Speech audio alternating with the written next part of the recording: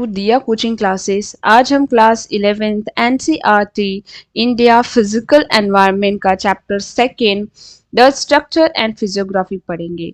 आज के लेक्चर के अंदर हम दो टॉपिक कवर करेंगे। पहला टॉपिक है द अरुणाचल हिमालयस और दूसरा है द नॉर्दर्न ईस्टर्न हिमालयस।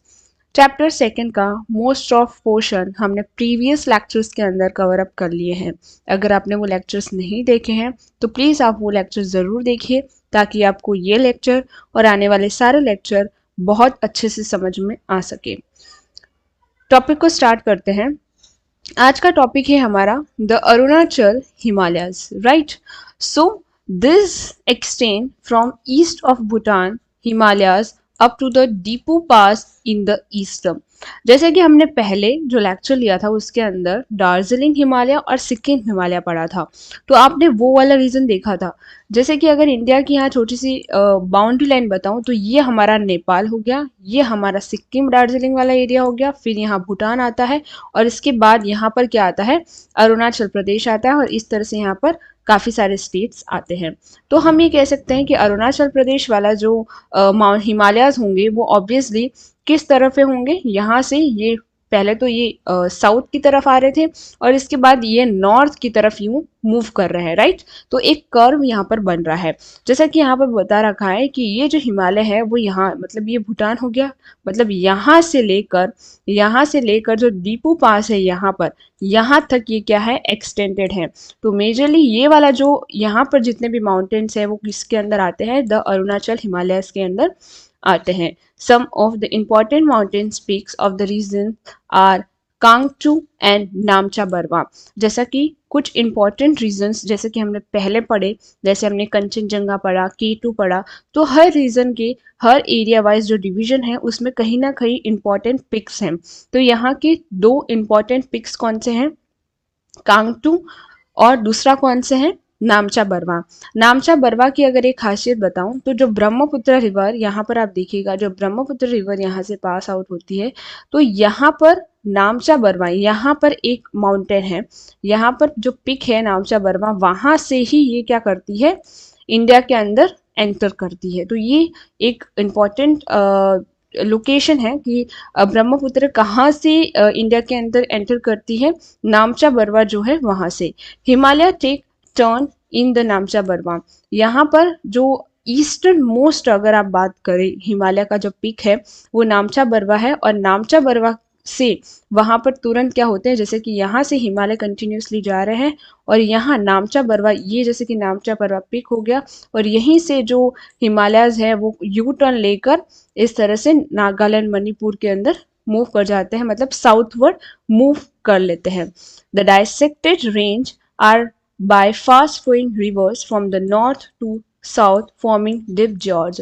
जैसे कि यहाँ पर काफ़ी सारी रिवर्स हैं और जो मेजर ड्रेनेज सिस्टम जो है वो है ब्रह्मपुत्र, उसकी काफ़ी सारी ट्रिब्यूटरीज है, जैसे कि आप कामेंग ले लो, सुबनसिरी, दिहांग, दिबांग, काफ़ी सारी जो फास्ट फ्लोइंग रिवर्स हैं वो क्या करती हैं, यहाँ पर डीप जियोर्जेस बताती हैं। जियोर्जेस क्या होते हैं वो आपको मैंने इंट्रोडक्शन वाला पार्ट पढ़ाया था उसमें मैंने आपको बताया था। आप मुझे कमेंट सेक्शन में बताएगा कि व्हाट इज जियोर्ज, जियोर्ज क्या होता है, या आप हमको कमेंट सेक्शन में इसका आंसर देना। Brahmaputra flows through a deep George after crossing नामचा Barwa. जैसा कि मैंने कहा, अभी ही मैंने बताया था कि जो ब्रह्मपुत्र है वो एक डीप जियोर्ज बनाती है नामचा बरवा को क्रॉस करते हुए और वहां से ही ये इंडिया के अंदर एंटर होती है। सम ऑफ इम्पॉर्टेंट रिवर्स, जो इम्पॉर्टेंट रिवर्स कह सकते हैं, ट्रिब्यूटरीज कह सकते हैं हम ब्रह्मपुत्र की, और इस रीजन की इम्पॉर्टेंट रिवर्स कौन सी होती है, कामेंग हो गया, सुबनसिरी हो गया, दिहांग हो गया, दिबांग हो गया एंड लोहित हो गया। जब हम रिवर सिस्टम पढ़ेंगे, जब हम ड्रेनेज सिस्टम पढ़ेंगे तो हम मेजर 3 ड्रेनेज सिस्टम पढ़ेंगे जो नेक्स्ट चैप्टर आपका है, उसमें हम सभी रिवर्स की लोकेशन और पोजीशन देखेंगे कि कौन सी कहाँ पर आके मिलती है, ये सारी चीज़ें। This are perennial. What is perennial, सबसे पहला क्वेश्चन होता है। पेरिनियल वर्ड का मतलब है जो कभी सूखती नहीं है, क्योंकि ये जो रिवर्स होती हैं वो सीधा ही माउंटेन से आती हैं और ये जो रीजन होता है वहाँ पर बहुत ज़्यादा बर्फ होता है। तो कंटिन्यूसली, जैसे कि बारिश के मौसम में तो बारिश आती है, लेकिन क्या होता है कि जो गर्मी के टाइम पे जो बर्फ है वो पिघलता है, और उनके पिघलने से इन रिवर्स में कंटिन्यूसली पानी जो है वो फ्लो करता रहता है। तो ये इसलिए पेरिनियल रहती है। तो ये तीनों, चाहे वो गंगा हो, यमुना हो, इंडस रिवर हो और ब्रह्मपुत्र रिवर, ये तीनों ही पेरिनियल रिवर्स हैं। यहाँ पर कंटिन्यूसली वाटर जो है वो फ्लो करता रहता है with a high rate of falls. This perennial with high rates of falls, falls मतलब यहाँ पर काफ़ी सारे आपको वाटरफॉल्स मिलेंगे, जो हम जो थर्ड चैप्टर है उसके अंदर डिटेल में पढ़ेंगे।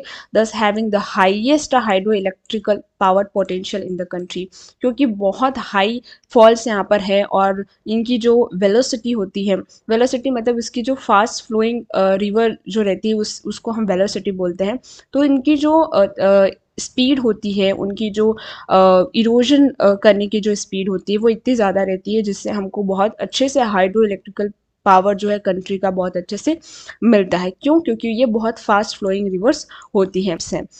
The prominent tribes ones from the west to east are Monpa, most west से है, जैसे मोनपा है। इसके बाद फिर से आप आगे जाएंगे तो आपको अबोर ट्राइब्स मिलेगी, मिशमी ट्राइब मिलेगी, नीशी ट्राइब्स और नागा ट्राइब्स आपको मिलेगी। Most of this community practice zooming cultivation. Zooming cultivation क्या होता है कि जो ये ट्राइब्स होती है वो एक जगह से दूसरी जगह क्या करती है, ट्रैवल करती है, घूमती है। और ये जूमिंग कल्टीवेशन क्या होता है, मोस्ट इंपॉर्टेंट क्वेश्चन है, व्हाट इज जूमिंग कल्टीवेशन। तो ये जो ट्राइब्स होती है वो किसी भी फार्म को या फिर किसी भी लैंड एरिया के जो बुशेस होते हैं, शॉप्स होते हैं, छोटी छोटी जो कांटेदार झाड़ियाँ होती है, उनमें आग लगा देते हैं, उसको जला देते हैं, और उस पूरे फार्म को, जितने भी फार्म में उनको एग्रीकल्चर करना होता है, उस फार्म को उस पर्टिकुलर लैंड में वो आग लगाते हैं, और उसके थ्रू जो ऐश होती है, जो राख होती है, उसकी वजह से वो जो पर्टिकुलर लैंड फॉर्म होता है, जो लैंड होती है वो फर्टाइल हो जाती है। उसे ही जूम कल्टीवेशन कहते हैं, जूमिंग कल्टीवेशन कहते हैं। इस कल्टीवेशन को इंडिया के अंदर डिफरेंट डिफरेंट नामों से जाना जाता है, वो भी हम नेक्स्ट लेक्चर्स के अंदर पढ़ेंगे जब ये मेन टॉपिक आएगा, व्हाट इज जूमिंग कल्टीवेशन। तो ये जो मोनपा, अबोर, मिशमी, निशी और नागाज हैं, ये कम्युनिटी जो है जूमिंग कल्टीवेशन करती है, जूमिंग कल्टीवेशन करती है। So this region is a rich in biodiversity, क्योंकि यहाँ पर बारिश बहुत होती है। जब हम मानसून पढ़ेंगे तो आपको हम डिटेल में बताएंगे कि इस रीजन के अंदर क्यों बहुत ज़्यादा बारिश होती है। जैसे मौसिस्ट्रम जो है, one of important and highest rainfall reason है वर्ल्ड का, सबसे ज़्यादा बारिश यहाँ पर होती है पूरे वर्ल्ड के अंदर। और यहाँ पर बहुत ज़्यादा बायोडाइवर्सिटी इसलिए है क्योंकि यहाँ पर ट्राइब्स ज़्यादा रहते हैं, फॉरेस्ट है, और साथ ही में हरियाली यहाँ पर रहती है, माउंटेन्स है, और यहाँ पर जो सिटीज़ इतनी नहीं है, जिसकी वजह से जो यहाँ पर पॉल्यूशन वगैरह ज़्यादा नहीं होता, इसलिए यहाँ पर बायोडाइवर्सिटी बहुत ज़्यादा है। आपको बहुत ज़्यादा बर्ड्स मिलेंगे, आपको एनिमल्स यहाँ पर बहुत ज़्यादा मिलेंगे। You know what is a biodiversity. So यहाँ पर ये तो हमने ये अरुणाचल हिमालयस पढ़े। अब हम नेक्स्ट चलते हैं। जो हमारा दूसरा टॉपिक है वो है the eastern hills and the mountains. ठीक है, मतलब जो ईस्टर्न साइड के अंदर हिल्स हैं और जो हिमालयाज हैं या फिर माउंटेन्स है उसको बोलेंगे। इसको हम माउंटेन इसलिए नहीं बोलते हैं क्योंकि ये छोटी छोटी पार्ट में डिवाइडेड है, इट्स नॉट अ कंटिन्यूस, जैसे कि द ग्रेट हिमालय है वैसे नहीं है, इसे छोटी छोटी हिल्स के अंदर है। These are a part of Himalayas mountain system having their general alignment from north to south direction। जैसे कि हमने कहा ये नामचा बरवा जो मैंने पॉइंट बनाया यहाँ पर हिल है, जहाँ से जो हिमालयाज हैं वो साउथवर्ड मूवमेंट ले लेते हैं, साउथवर्ड डायरेक्शन के अंदर ये क्या करते हैं, जनरली मूव कर लेते हैं, और फिर ये नागालैंड हिमालय मणिपुर हिल्स इसमें बढ़ जाते हैं। In north they are known as a Patkai Bum. Nagaland के अंदर उसको नागा हिल्स बोलते हैं, और मणिपुर के अंदर मणिपुर हिल्स बोलते हैं। जैसे कि यहाँ पर हम लोकेशन देखते हैं, तो ये जब साउथवर्ड मूवमेंट लेते हैं तो ये वाला जो फर्स्ट हिल्स आती है उसको पटकाई हिल्स बोलते हैं। फिर ये जो नागालैंड में जो मेजरली जो हिमालयस होते हैं उनको नागा हिल्स बोलते हैं, और जो मिजोरम के अंदर आती है उसको मिजो हिल्स कहते हैं। अब देखिए क्वेश्चन क्या आएगा कि आपको साउथ टू नॉर्थ डायरेक्शन में जो हिल्स है उसको आप डायरेक्शन वाइज जमाइए, या फिर नॉर्थ टू साइड साउथ आप इसको जमाइए। तो पहली हमारी पटकाई हिल्स होगी, फिर हमारी नागा हिल्स होगी, और फिर क्या होगी, मीज़ो हिल्स होगी। इन साउथ मीज़ो हिल्स और लुसाई हिल्स, तो मीज़ो हिल्स को लुसाई हिल्स भी क्या कहते हैं। आपको क्वेश्चन पूछा जा सकता है कि मीज़ो हिल्स को का दूसरा नाम क्या है, या फिर लुसाई हिल्स कौन सी है, तो ये मिजो हिल्स ही होती हैं। The bag is an important river in the Manipur and the Mizoram. Barak, sorry, the Barak is an important river in Manipur and Mizoram. Manipur और मिजोरम के अंदर ये जो बराक रिवर है ये एक इम्पॉर्टेंट रिवर है। ठीक है, इसके बाद यहाँ पर ये 3 कंटिन्यूस हिल्स आती हैं, गारो, खासी और जंतिया, वो भी एक इम्पॉर्टेंट है मेघालय के अंदर। The physiography of Manipur is unique. अब फिजियोग्राफी की बात करें मणिपुर की, तो वो बहुत यूनिक है by the presence of a large lake known as Loktak lake. अगर आप इस लेक को सर्च करेंगे गूगल के ऊपर तो आपको एक बहुत ही ब्यूटीफुल लेक मिलेगी। ये बहुत ही ब्यूटीफुल लोकटक लेक है, जो वहाँ का एक फिजियोग्राफी है। It is one of the tourist place in northern eastern region के अंदर। So Mizoram which is also known as a molasses. तो ये जो मिजोरम है इसको मोलासिस भी कहा जाता है।